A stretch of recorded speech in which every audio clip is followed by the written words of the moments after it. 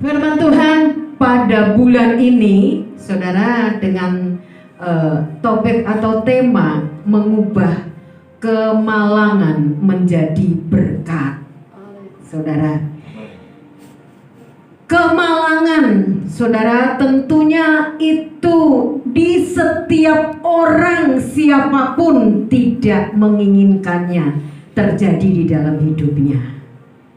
Ya. Dan sebaliknya, berkat itu adalah sesuatu yang diingini, bahkan dinanti-nantikan oleh semua orang. Amin. Namun kedua hal ini ternyata tidak bisa kita pisahkan atau tolak salah satu, saudara. Ya. Saya percaya kita di tempat ini memiliki pengalaman yang berbeda-beda tentang kedua hal ini.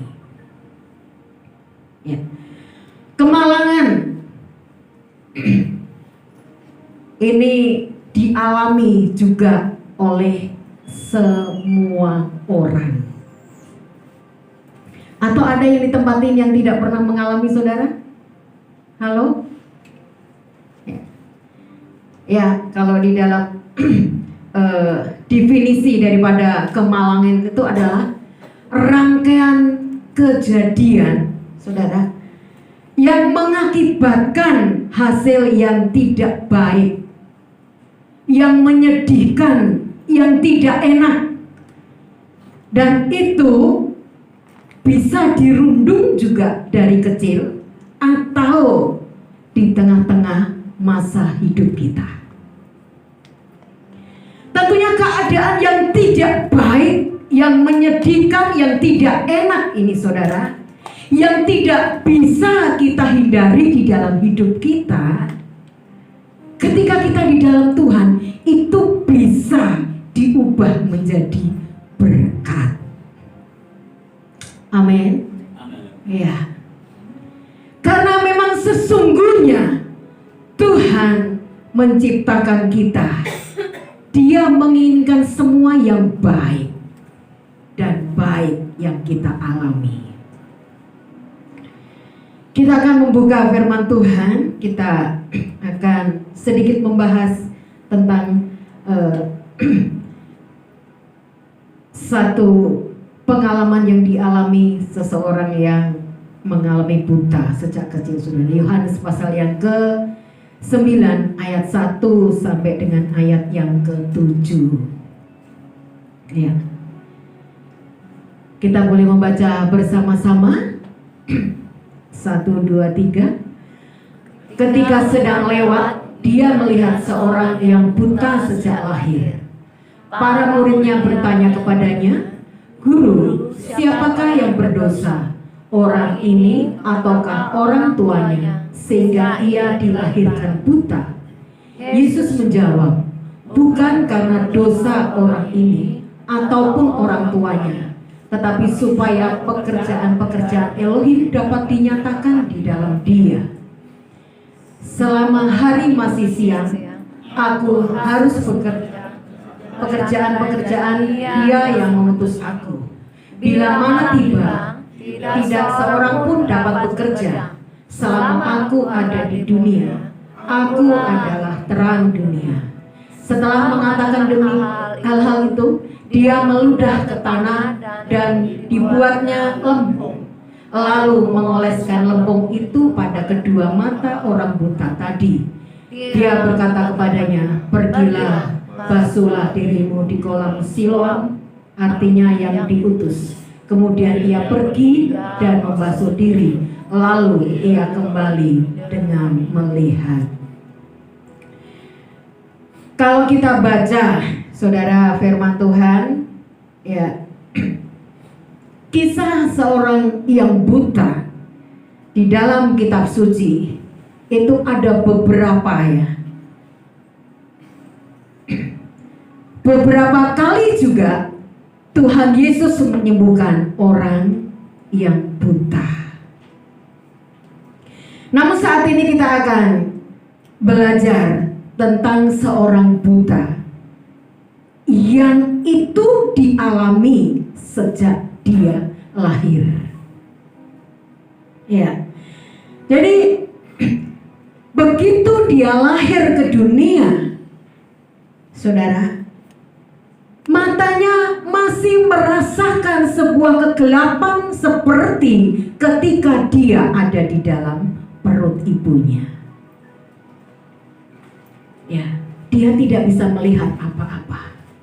Dan seiring waktu mulai dia bertumbuh, saudara, matanya yang buta itu pun juga tidak kunjung sembuh. Dan satu hal lagi, dia tidak hanya mengalami, saudara, mata yang buta, tetapi akhirnya juga dia menjadi seorang pengemis. Ini merupakan sebuah tentunya kemalangan yang dialami oleh seorang yang buta ini, saudara.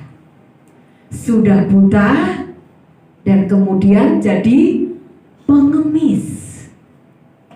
Kalau dia buta kemudian dia lahir di tengah-tengah keluarga yang kaya, saudara,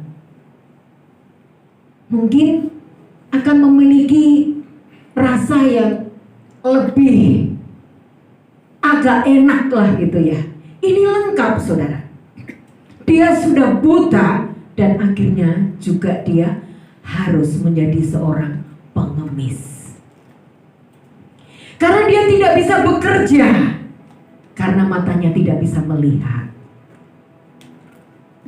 Nah, bertahun-tahun itu dialami, saudara. Dan sampai suatu ketika dia ketemu dengan Tuhan Yesus. Dan pertemuannya dengan Tuhan Yesus, saudara, itu mengubah hidupnya. Kita sudah baca tadi, saudara, ya, Tuhan akhirnya mencelikkan matanya yang buta. Mungkin saudara nanti bisa baca di dalam satu perikop ini, ya. Kalau kita baca tadi, saudara, ketika dia bertemu dengan Tuhan, Tuhan tidak langsung menjamah matanya dengan tangannya, saudara. Ya, tetapi sesuatu hal yang aneh, yang tidak umum, kira-kira seperti itu ya. Tuhan Yesus, saudara, menyembuhkan orang yang buta ini dengan cara apa? Meludah ke tanah. Ya. Setelah meludah ke tanah, kemudian diaduk-aduk ludahnya itu dengan tanah, dan setelah itu dioleskan ke matanya. Mungkin dalam sejarah hidup kita belum pernah ya melihat seperti ini, saudara. Pernah enggak? Tentunya belum pernah ya.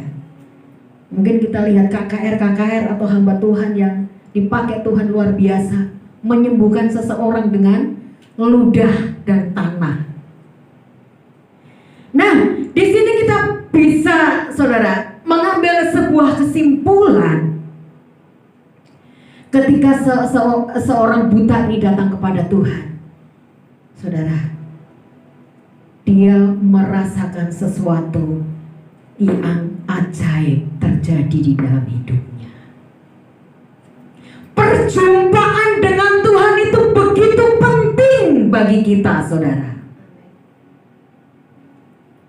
Apakah ketika kita sudah rajin ke gereja, kita menjadi orang Kristen sudah bertahun-tahun, pernah nggak kita mengalami perjumpaan secara pribadi dengan Tuhan, saudara? Ya, kekristenan bukanlah sekedar itu tradisi agama, tetapi kekristenan ini, saudara, merupakan sebuah hubungan yang istimewa dengan Tuhan. Ya. Perjumpaan kita dengan Tuhan akan menghasilkan sebuah keajaiban. Ya. Jadi pengiringan kita akan Tuhan tidak sebatas kita jadi orang Kristen, masuk ke gereja, saudara, kita memberi persembahan, bahkan mungkin kita melayani di dalam gereja. Tidak sebatas itu.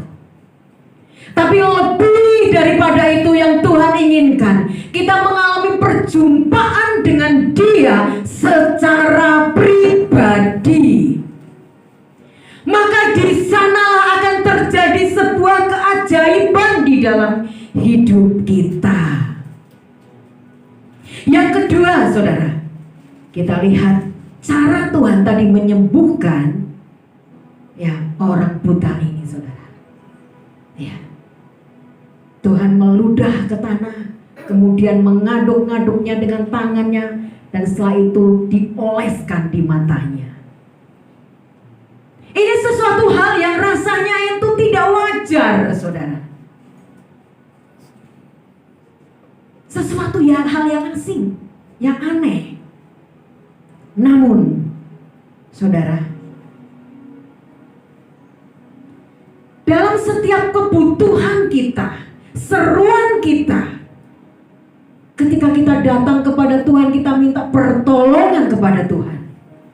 Kita tidak bisa mereka-reka cara Tuhan menjawab doa kita dengan keinginan kita, saudara. Ya, di sini seringkali terjadi sebuah kegagalan, penundaan jawaban doa.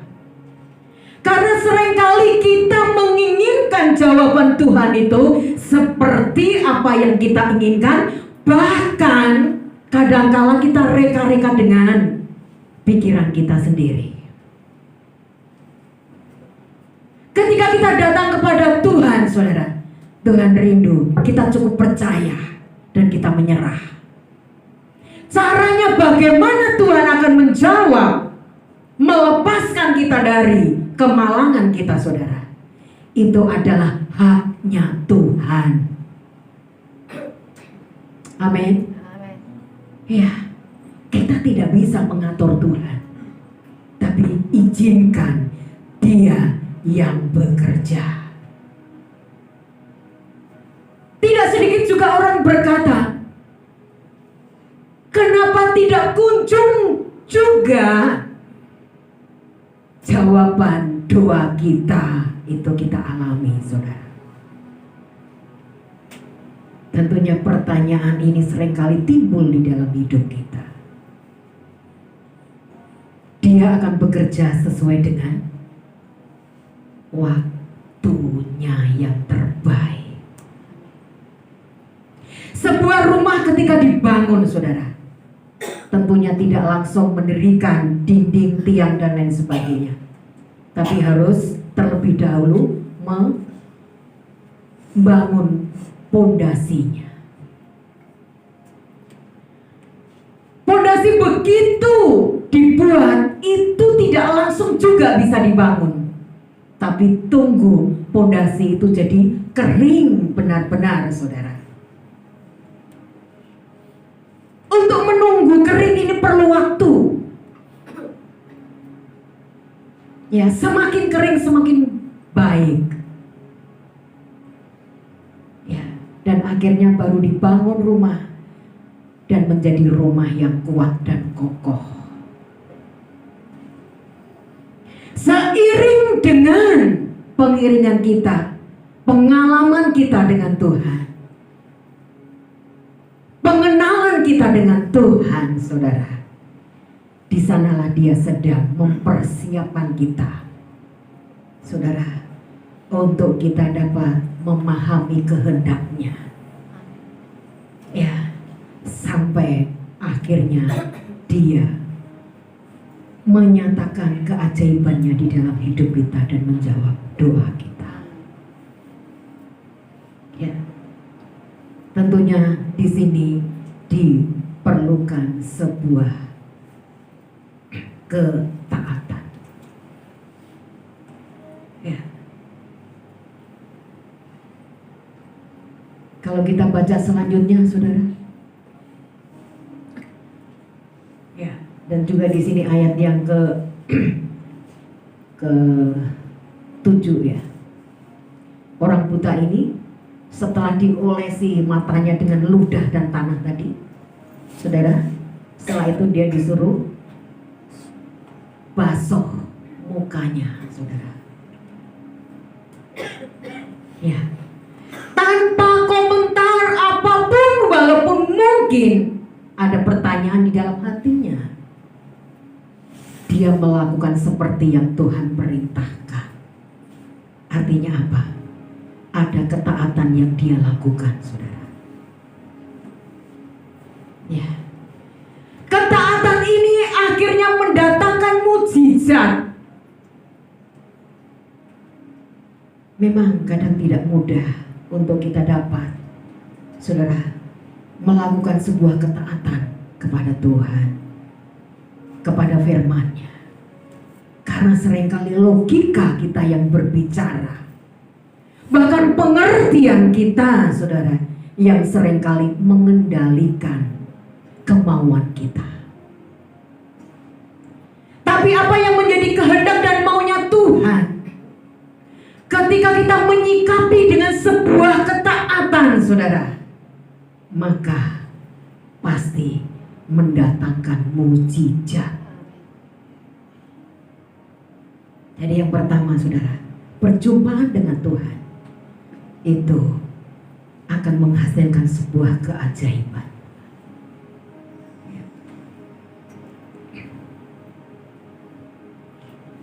Ketika kita membiarkan Tuhan bekerja di dalam hidup kita,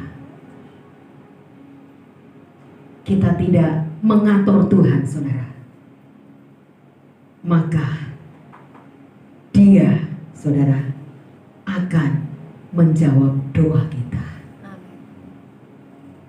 Ketika kita melakukan apa yang Dia mau di dalam sebuah ketaatan, maka akan melahirkan sebuah mujizat dalam hidup kita. Ya. Kalau kita baca orang-orang yang sakit, yang buta di dalam Alkitab ini, tidak semuanya, saudara, mengalami dari kecil. Tapi orang yang buta ini, saudara, ini dia sudah alami sejak dia lahir. Dan kemudian orang bertanya, apakah itu karena dosa dia atau karena dosa orang tuanya? Dan Tuhan menjawab, saudara, itu bukan karena dosa dia, bukan karena dosa orang tuanya, tetapi karena Tuhan mau dipermuliakan, ya, dengan mujizat yang terjadi. Di dalam kitab Mazmur juga ada mengatakan ada orang-orang juga yang sakit oleh karena dosanya, saudara. Bahkan di dalam kisah-kisah yang lain tidak sedikit juga orang yang akhirnya mengalami kemalangan oleh karena kesalahannya. Ya, tapi orang buta ini, dia buta sejak lahir, saudara. Bapak, Ibu, dan saudara yang dikasih Tuhan, mungkin pernah saya saksikan ketika saya merenungkan firman Tuhan ini, saudara, saya mengingat kembali kisah hidup saya.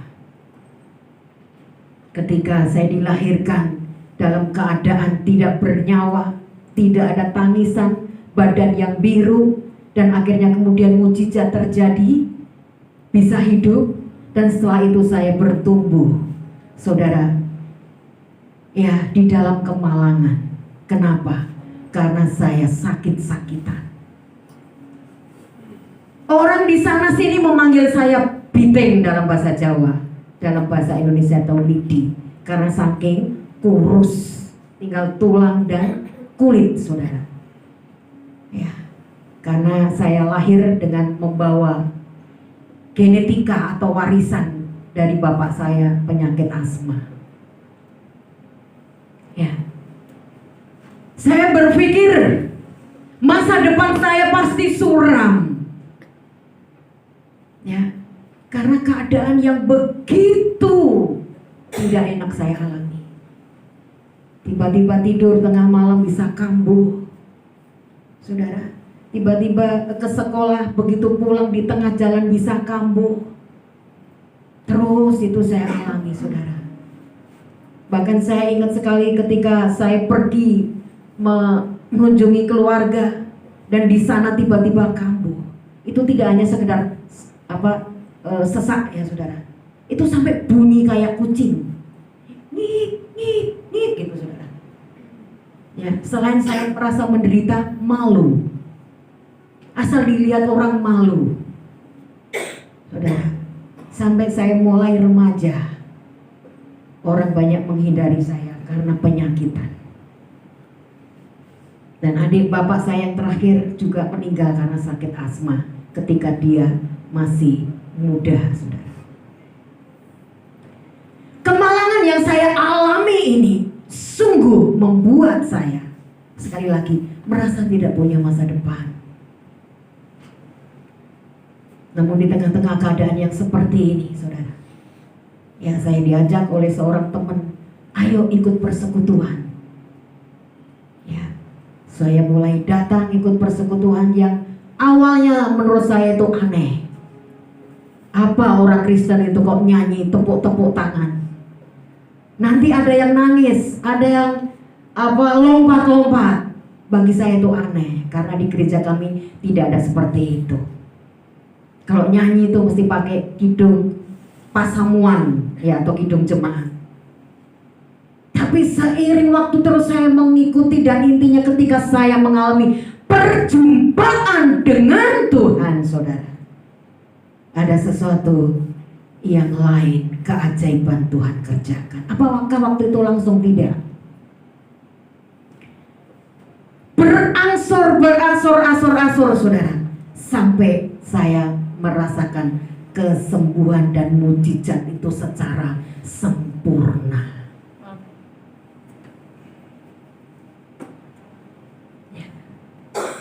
Dan sungguh keadaan ini juga akhirnya Tuhan yang dimuliakan. Karena waktu itu bagi kami yang namanya ke gereja, yang namanya taat melakukan firman Tuhan, saudara, itu jauh. Karena saya menyadari kekristenan kami itu sekedar ya KTP, saudara. Ketika sakit hati sama orang, itu akhirnya menjadi sebuah kebencian. Itu hal yang wajar. Kira-kira seperti itu, saudara. Nah, seiring dengan waktu ketika Tuhan hadir dalam hidup saya, mendidik saya mulai belajar taat melakukan firman-Nya. Di sana Dia mendatangkan mujizat yang ajaib.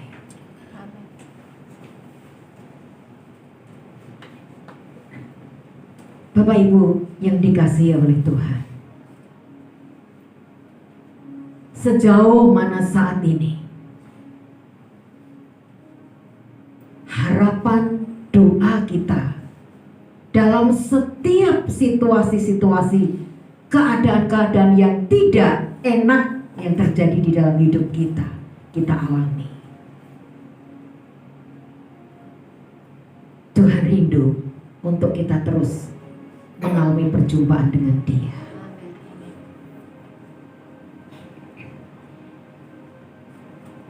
Satu pesan firman Tuhan, saudara. Jangan berhenti berharap pada Tuhan. Harapan itu dikatakan seperti sawu. Sampai, saudara, doa kita itu ada titik temu dengan Tuhan dengan waktu yang terbaik, pasti Dia akan menjawab doa kita.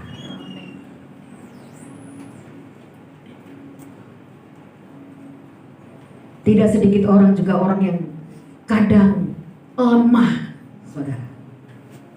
Oleh karena apa?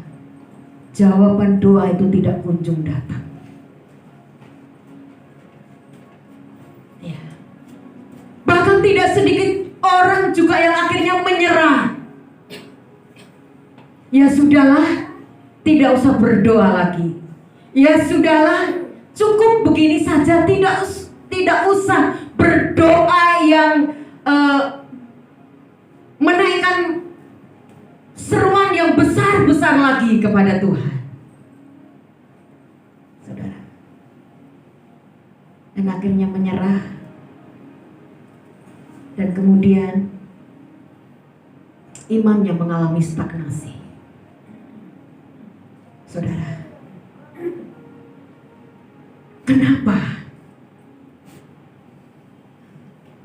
Kemalangan, sakit penyakit, saudara, itu bisa dialami. Bapak, Ibu, dan saudara yang dikasihi oleh Tuhan. Ketika manusia diciptakan, semua dalam keadaan baik. Ya. Tapi oleh karena si iblis, si jahat yang mempengaruhi manusia, saudara, akhirnya manusia jatuh ke dalam dosa. Dan mulai dari sanalah adanya sakit penyakit, adanya penderitaan, ya, adanya kemalangan demi kemalangan, saudara. Namun sebelumnya Tuhan menciptakan manusia itu baik adanya. Tuhan tidak berhenti untuk mengasihi manusia dengan didikan demi didikan yang diberikan kepada manusia, yang akhirnya tidak membuahkan hasil. Dan sampai akhirnya Dia sendiri yang datang ke dunia. Ya. Dia datang ke dunia untuk mendamaikan manusia dengan Tuhan.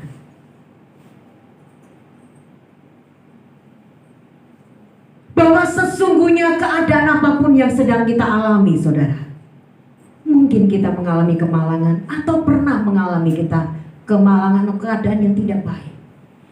Dia sesungguhnya tidak pernah berhenti tangannya untuk membimbing kita.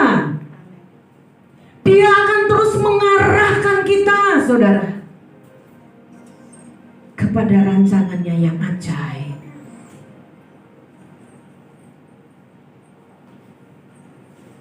Dia akan terus menunggu kita, saudara. Namun seringkali manusia bergumul dengan dagingnya,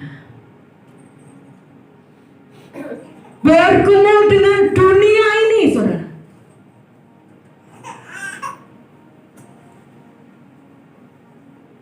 Waktu-waktu yang ada, waktu-waktu yang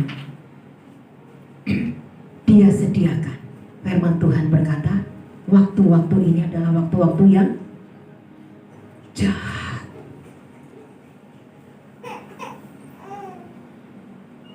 Si jahat iblis, saudara, berusaha dengan sedemikian rupa caranya mau menggiring manusia untuk jauh dari Tuhan.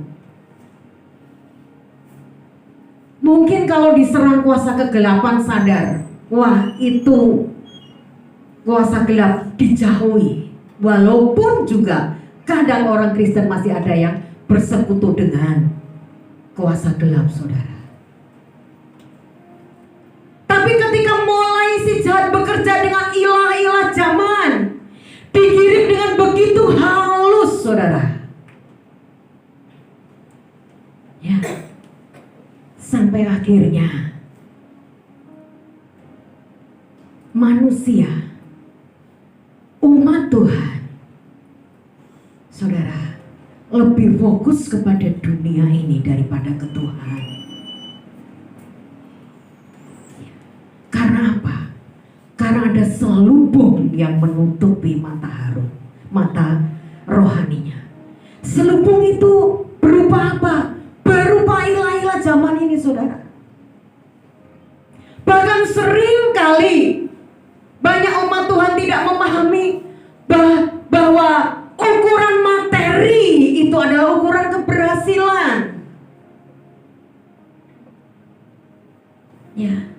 Sehingga dengan begitu kuat caranya untuk mencapai ke sana. Bapak, Ibu, dan saudaraku yang dikasihi oleh Tuhan, ukuran keberhasilan kita di dalam Tuhan, ketika damai sejahtera, sukacita Tuhan itu terus menguasai hidup kita dalam keadaan apapun. Bahkan mungkin sekalipun kemalangan pun kita alami, mungkin juga oleh karena kesalahan kita, saudara, Dia tetap akan mengirim kita. Dia akan menuntun kita, saudara, sampai kita menemukan apa yang menjadi kehendak Tuhan di dalam hidup kita. Ya. Jangan pernah berhenti berharap kepada Tuhan. Ya. Jangan biarkan harapan kita kepada kekuatan kita. Jangan biarkan harapan kita kepada kemampuan, kepintaran kita, bahkan kepada manusia, saudara. Yeremia 17 ayat yang ke-7. Kita baca sama-sama. 2, 3. Diberkatilah orang yang mengandalkan Yahweh dan berharap kepada Yahweh. Jadi orang yang diberkati itu adalah orang yang memiliki dan terus membangun harapannya kepada Tuhan, saudara. Kenapa kadang-kala kita diizinkan kecewa kepada manusia? Karena itu sungguh tidak Tuhan inginkan untuk kita mengandalkan manusia. Yesaya 2 ayat yang ke-22. Kita baca 2, 3. Janganlah berharap pada manusia yang tidak lebih dari hanya embusan nafas, dan sebagai apakah ia dapat dihargai. Manusia punya keterbatasan, saudara. Ketika kita memiliki pergumulan, saudara memiliki pergumulan, bahkan kadangkala tidak sedikit juga umat Tuhan ketika mengalami pergumulan, dikejar siapa? Yang dikejar hamba Tuhan, yang dikejar pendeta. Apakah salah? Tidak salah, saudara. Tetapi ketika fokusnya mulai kepada manusia, saudara, maka akhirnya kadangkala hanya kekecewaan yang didapatkan. Ya. Maka kadangkala Tuhan izinkan untuk kita mengalami kekecewaan demi kekecewaan ketika kita belum sepenuhnya berharap kepada Tuhan, saudara. Ya. Dengan kekuatan kita, kepandaian kita, kita bisa gagal. Dengan harapan kita kepada manusia yang mungkin itu bisa menolong kita, manusia itu juga adalah orang yang terbatas, saudara. Tapi ketika harapan kita terus kebangun kepada Dia, maka firman-Nya mengatakan Dia akan memberkati kita. Amin.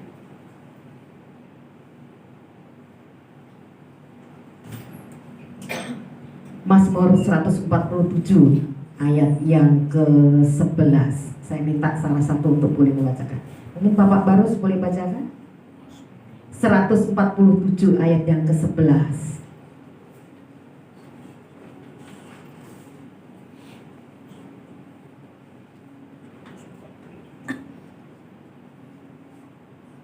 Ayat yang ke-11 ya.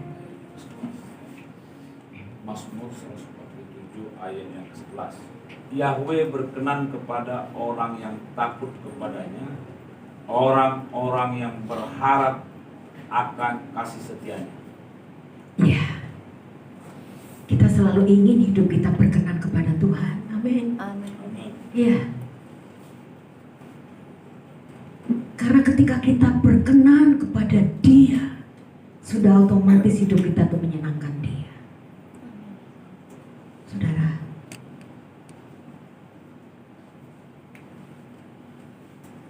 Tuhan begitu memperhatikan orang-orang yang takut akan Dia dan berharap kepada Dia.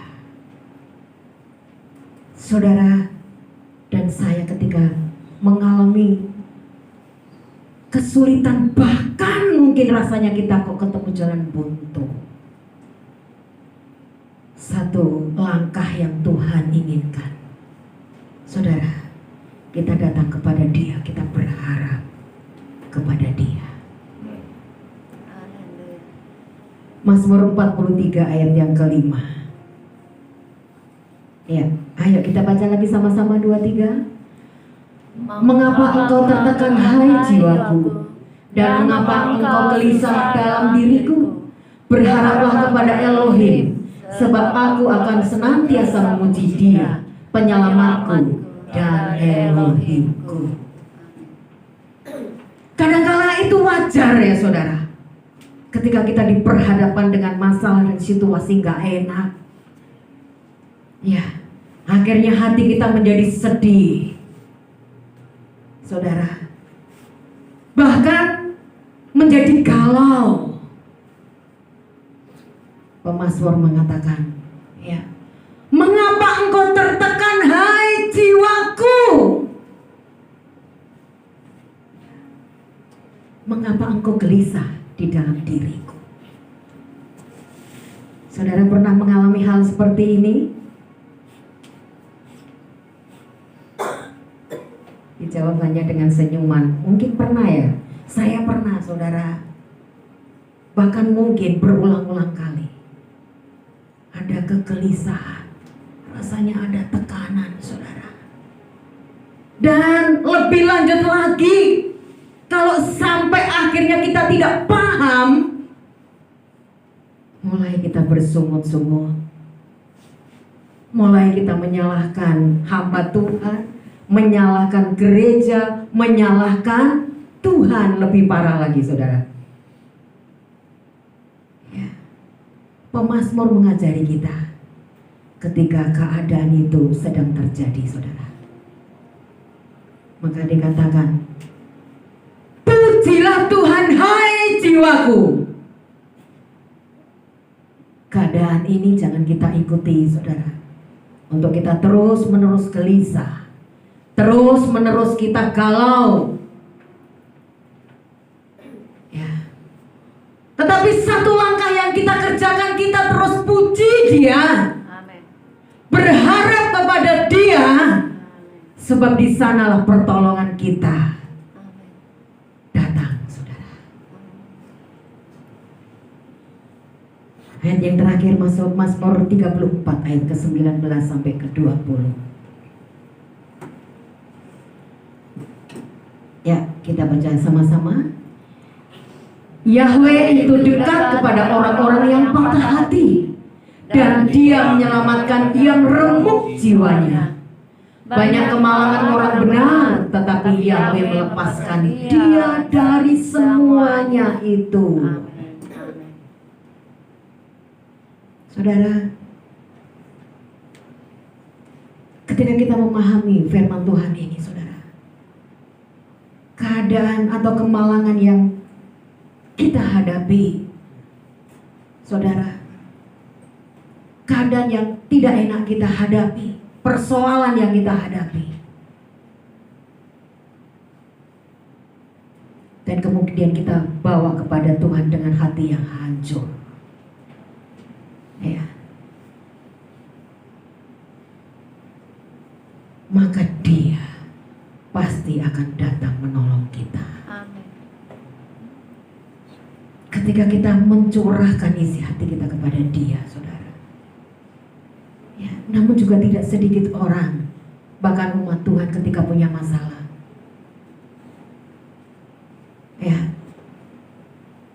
datang kepada hamba Tuhan, oke, itu tepat. Datang kepada orang-orang yang bisa dipercaya, oke, itu tepat. Tapi kadang-kala saudara mulai curhat ke sana ke sini, yang akhirnya jadi gosip.